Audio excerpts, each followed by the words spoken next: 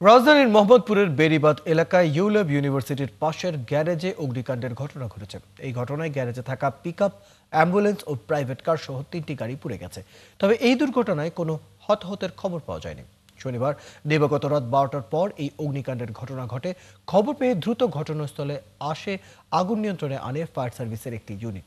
তবে এরই মধ্যে পুড়ে যায় গ্যারেজে থাকা 3টি গাড়ি। গ্যারেজ মালিক এবং পুড়ে যাওয়া গাড়ির মালিকরা অভিযোগ করেন, একটি মোটরসাইকেলে করে 3 ব্যক্তি এসে গ্যারেজে আগুন ধরিয়ে পালিয়ে যায়।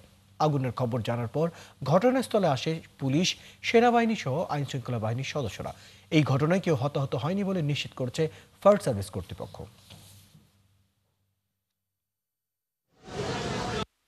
আমার এই যে পিকআপ ভাই, আমি কিস্তিতে লইছি ভাই 18 লাখ টাকা ভাই, অন্য কোম্পানি 2-3 লাখ টাকা পাইবো ভাই, অন্য কিস্তি ওটা নেই। প্রায় 10:30 11টায় আমার বাসায় ক্যামেরা ঢুকে দেখছি যে আমার সব গাড়ি ঠিক আছে, কারেন্ট আছে, সব ওকে আছে, সিকিউরিটি ঠিক আছে। তারপর থেকে আমি আর বলতে পারি না। পরে কোনো আসার পর শুনি কারা বলে মোটরসাইকেল আইসা বলে কি মাইরা দিয়া চলে গেছে।